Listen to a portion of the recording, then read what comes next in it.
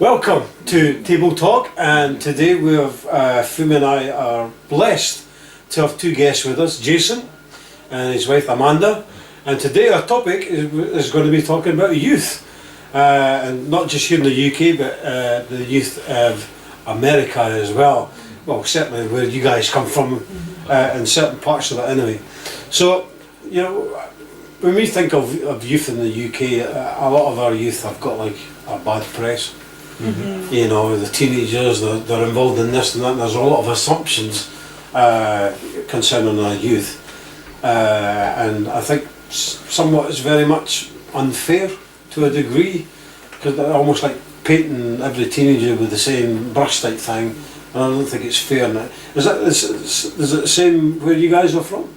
Yes, absolutely. I think everybody's got a unique situation. The easy thing is just to stereotype someone and put them in a nice little box, and I don't know, we call that labelism, where I'm just kind of, it's easy to do that with young people. Oh, young people these days, you know, but there's a lot of uniqueness to each of those young people that's in the room, I think.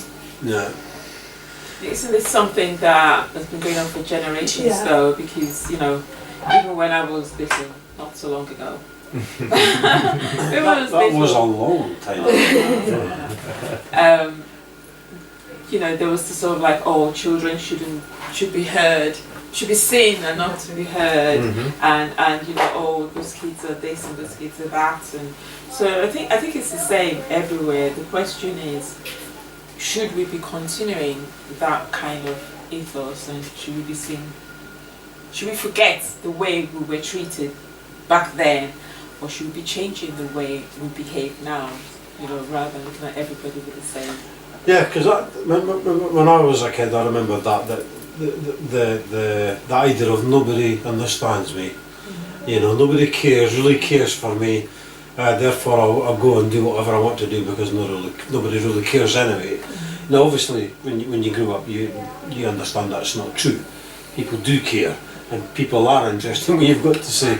But when you're stuck in that difficult age of the early teens and things, it's a challenge for many people all over the world, I think. So, you know, when we talk about kids in general things, I want to zoom it in a little bit more and talk about a relationship with children within our congregations. Mm-hmm. So, now, you guys have got a bit of history with kids and things like that. Mm-hmm. So do you want to give us a little bit of background in terms of how you get interested? Because I know you, Jason, work with the kids in congregation, and then you were talking about fostering and things like that. Mm-hmm. So that'd be good to get some kind of background to that. Yeah.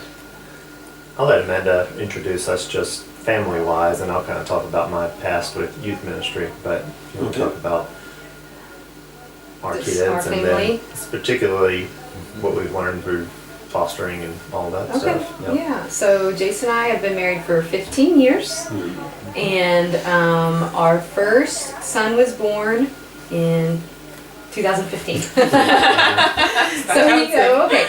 So he is 8 years old, and then we have another son. Our first son's name is Judah, another son named Elliot. He is 6.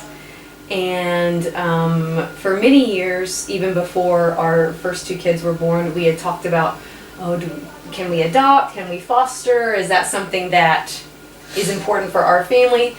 And I felt since maybe high school or even younger that, like, I know I'm going to adopt someday. I know that God is kind of calling me in that direction.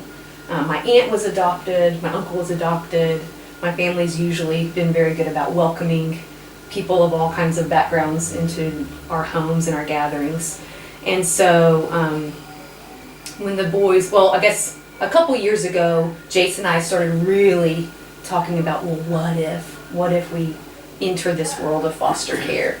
My older sister has been fostering for 5-6 years or so, and she's adopted several through foster care, is in the process of adopting another one, and it is also simply fostering too. And so she was also very much like, along with God, kind of speaking into our family and saying, hey, if this is something on your heart, you know, that means you pursue it. And so a year and a half ago, Jason and I decided to just go to the informational session, at the Chambliss Center for Children.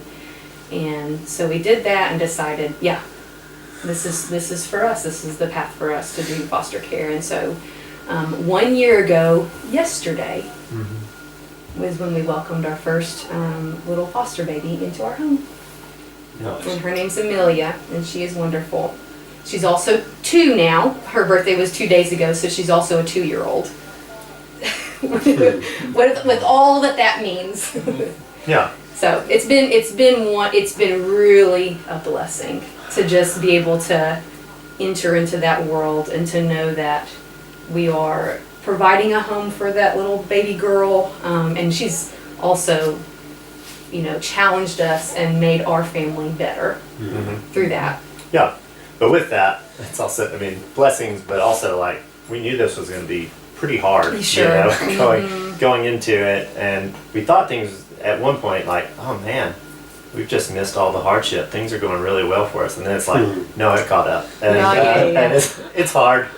It's not easy, yeah. And so my prayer right now, I think, with that particular situation, working with the system, which I know probably all government systems, probably in the United States and over here, is that the right hand maybe doesn't know what the left hand is doing a lot, strapped for workers and all sorts of stuff. And there's just a ton of brokenness, particularly when it comes to children and the abuse and neglect and things that they've experienced. Just having a new entry into all of that is hard, but we're trying to be faithful through the journey. My prayer right now is that I may be patient and I may be present, because there's gonna be really frustrating things that come with that, but there's also gonna be a lot of blessings that I want to take hold of in the moment. I could miss that if I'm too worried about what's gonna happen, or like this should have happened. I just need to keep living the right thing for today. And so it's been an interesting thing through that. Did you find was there any difficulty in fostering, or you being allowed to foster because you're Christians? And your Christian beliefs, and both, especially with what's going on in the world today in terms of LGBTQ plus and all that. Yeah, there are some things that they were trying to prepare us for inclusive of whosoever will, but I never necessarily felt is the way it worked out with our organization that we were gonna be limited. We kind of we got to choose what age we were kind of working with. Our oldest son Judah didn't want anybody bigger than him, and so we said, okay, 0 to 5. That's what we're gonna do, And so we felt like we would maybe miss out on some of that stuff if it was an older kid who might really have some, maybe they'd be a little bit more, what's the word I'm looking for? We could still form a little bit more. We wouldn't have to run into some of those issues, but that's not always the case. There very well may be some of that. But as far as us, we felt like it was worth it for us to get into it, anyways. So we didn't feel pressured to believe one thing or another through the organization. And there was like a big interview process and a family kind of history background kind of process. And so the organization... We have that same procedure here in the UK, whether you're going to foster or adopt. But it's from a faith side of things, it could be an absolute minefield, because their idea of faith may be totally different from a biblical idea of faith. And if you step on one of those triggers, you've had it, you've got no chance. Type thing. And so it's really difficult to get through the system now. With that, obviously kids need parents to be around them. They need that help, they need that guidance, and what you guys are doing is great from that aspect. I want to move on a little bit now and talk about in terms of, well, let me ask you first, in your observation, because you've been here long enough now, what do you think the youth in our congregations are like here? we can't speak on behalf of every congregation in, No. in the UK, obviously, but the things you hear and see in other congregations, maybe. I think each congregation is different. Mhm. The makeup of the congregation makes a difference, and I think the youth of today are different from the youth of 5 years ago or 10 years ago. I think here in the UK, depending on where you are, depends on whether you've got children who are enthusiastic, and I think the enthusiasm in knowing truth, the enthusiasm in knowing more about God and where they come from and so on, is also dependent on what they learn at home.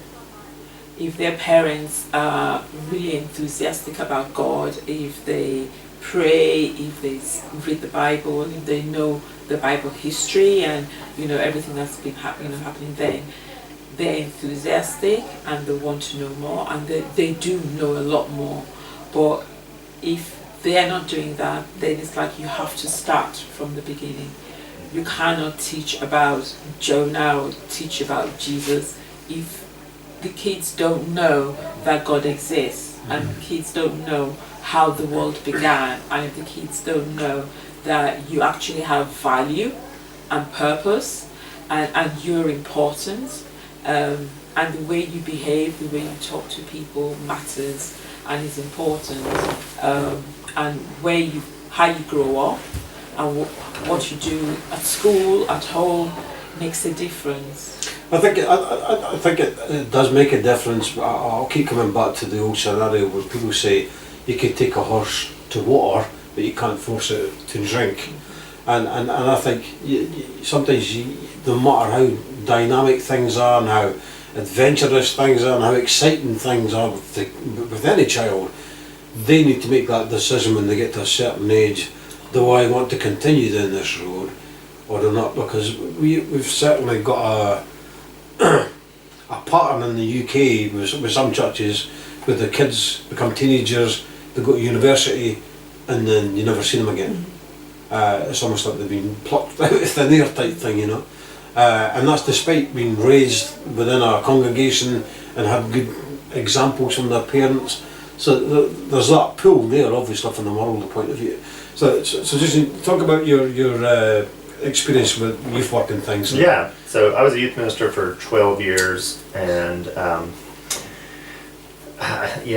felt like we really started getting into some really important things that were so simple. Like at some of our last retreats, we would plan these getaways and we'd have fun and games and plan the activities, but one of the things we started doing was like spending 30 minutes of unstructured check-in and prayer time, like one-on-one or one-on-two with adults, and that's all we did. And there was really no agenda, and our adults were like, this is kind of weird, what are we supposed to be doing? And our job was, Jason just said, listen to them. Yeah. And pray with them, like that's it. And our kids kind of walked away from that, both kids and adults, saying, this was so powerful. And one of that, like, I just think kids are like longing for someone to really notice them and to listen and to just care, about them. There is so much going on, but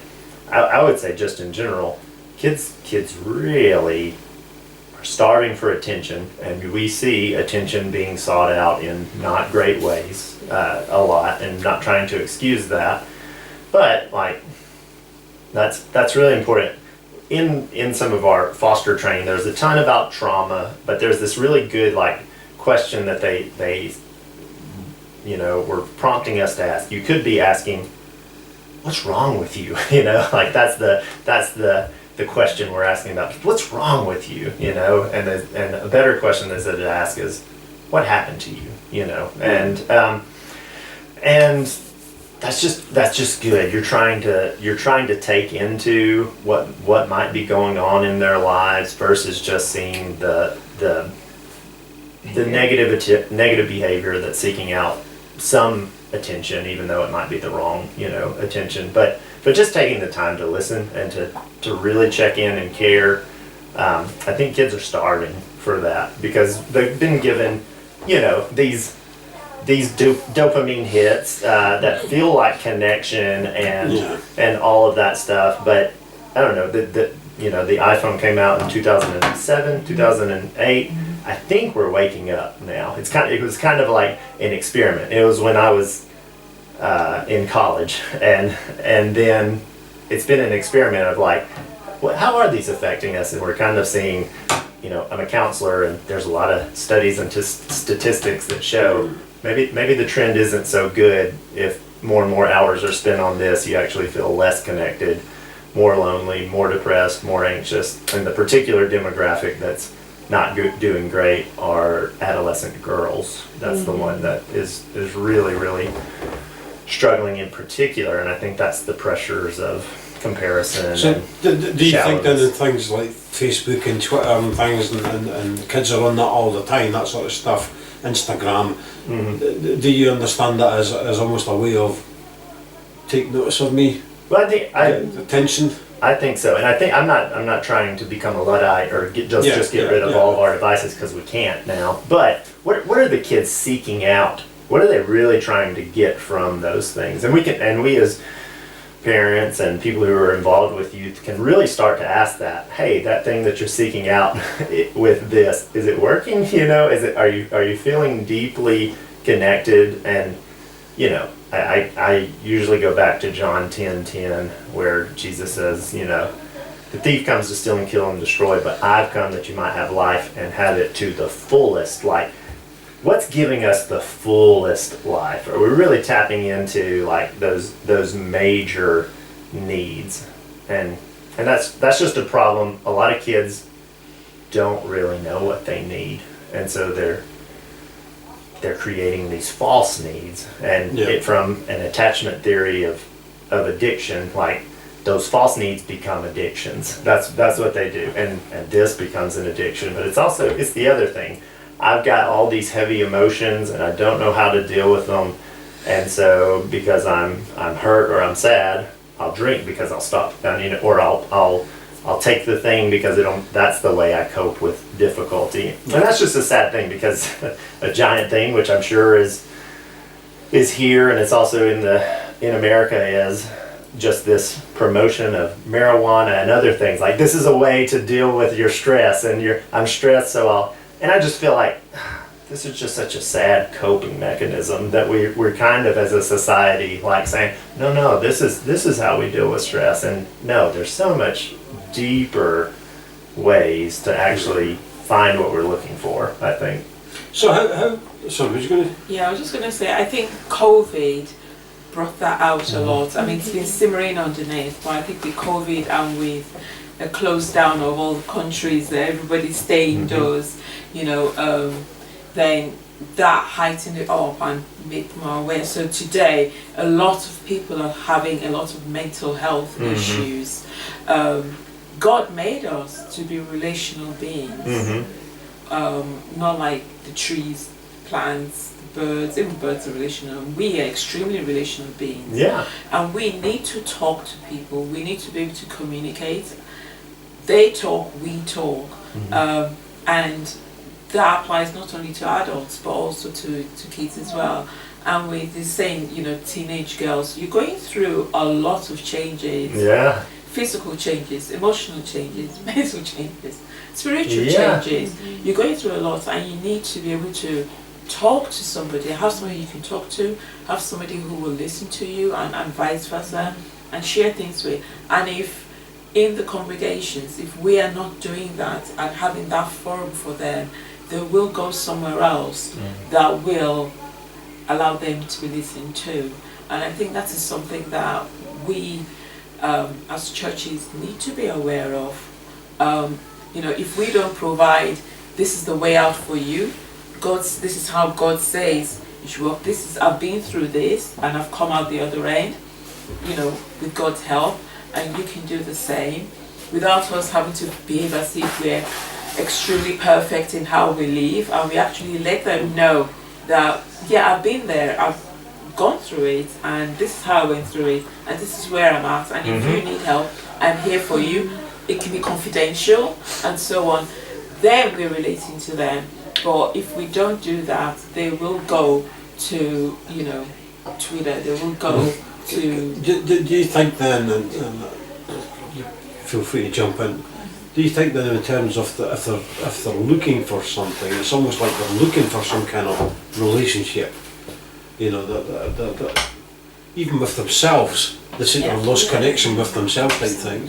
And so if we bring faith into it, we bring God into the picture, do you think sometimes maybe the church has been guilty about talking about church rather than about a relationship with God, you know, to youngsters, and instead of saying, you know, this is what we believe and this is what we're going to tell you what to believe, we should be saying, here are the blessings you get from being in a relationship with the Father, Son and the Holy Spirit, if you wish, as Christians, and therefore you're now my sister, I'm now your brother, and that family, spiritual family, becomes a lot bigger and a lot stronger.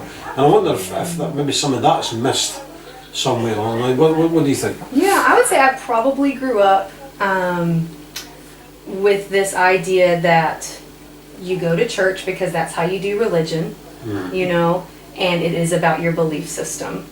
So you believe, repent, etc., and be baptized, and there you go, and you're religious and you're a Christian, and generally what you do is you go to church. Yeah. You know? And, you know, my family was also good examples of doing good as well. Yeah. But I thought the thing that you do is you go to church. And so then as I grew older and joined a youth group, which was really powerful and really important because people listened to me, like my youth minister and his wife, they listened, you know, and anyways. So yeah, so I think especially the relational aspect among Christian brothers and sisters points to that relationship with God, you know, and you cannot have a relationship with God without having the relationship with your Christian brothers and sisters, you know. You know, and of course I do have a relationship with God, you know, I can speak to God and I can wait for Him and listen and be in relationship with Him, but it is incomplete without also being in relationship with you all. You know, and I think I missed that as I was growing up a little bit. Yeah, I think they have to go hand in hand. You know that.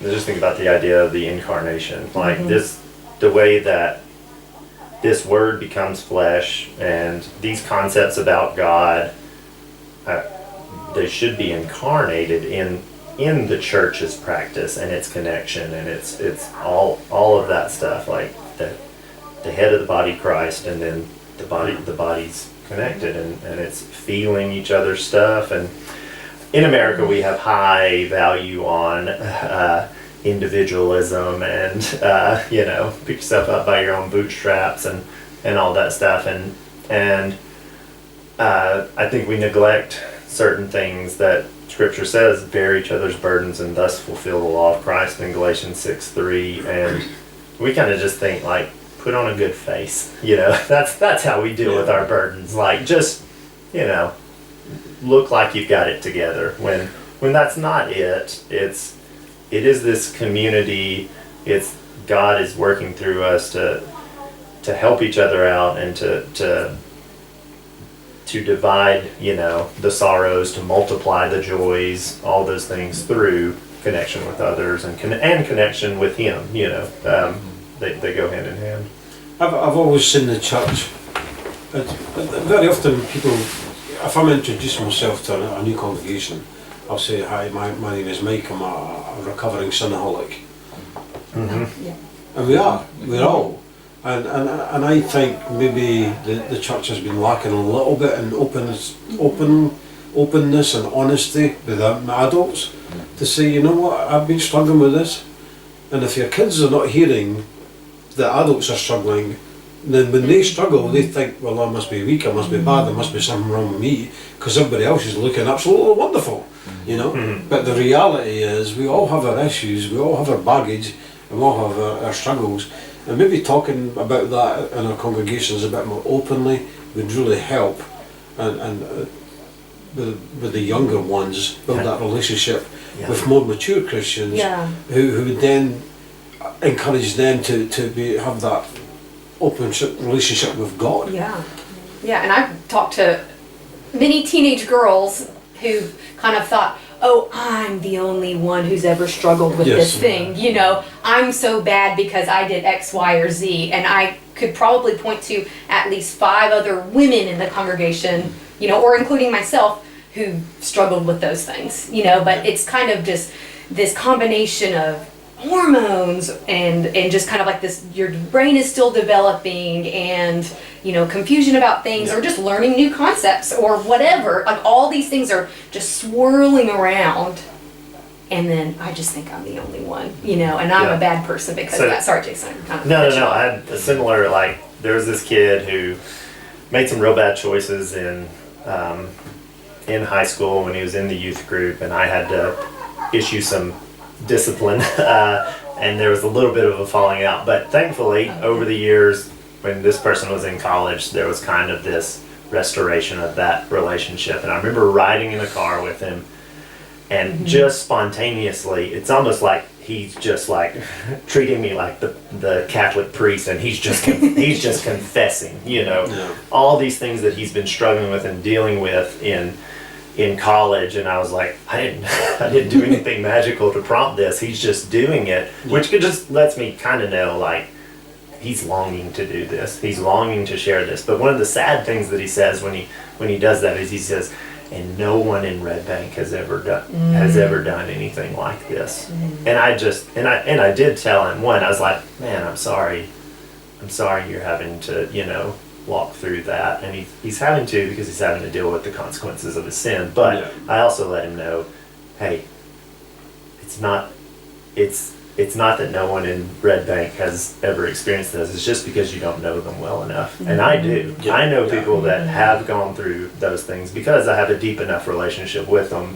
You're just making some assumptions about people. And maybe also because we're good at hiding or not talking about it. But if we could create spaces that are vulnerable enough to share some of those deep things, and that happens not quickly and easily. That takes time, it takes intentionality, and it takes kind of letting our guards down. But you let your guard down, you might get hurt as well, you know. So We were talking about the other day, the pros and cons and all that sort of thing. But one thing that for me always emphasizes is that, you know, if we truly believe we are family, then why can't we talk to each other? You know, regardless of who we are, where we come from and whatever. And I've always said you should have somebody, one person within the congregation that you can go to and open up and cry your eyes out if you need to cry your eyes out. yeah. But like I said before, I think sometimes it's become a Sunday morning tick box. You hide all your emotions. I'm great. You come along, tick the box, go home and go, whew, I've made it through worship, you know, and I've made God happy. But all the time you're carrying all this baggage and all this junk, and especially for younger ones, it's a nightmare. But for them just to have an outlet, to know that people genuinely care about them, it makes all the difference in the world. And I'm not saying that's the key to stop kids falling away and not coming back, but there's definitely, if all they've heard for years is you need to go to church, you need to go to church, and there's nothing real empathy, sympathy, there's none of those things, you know, why would you want to go back to that?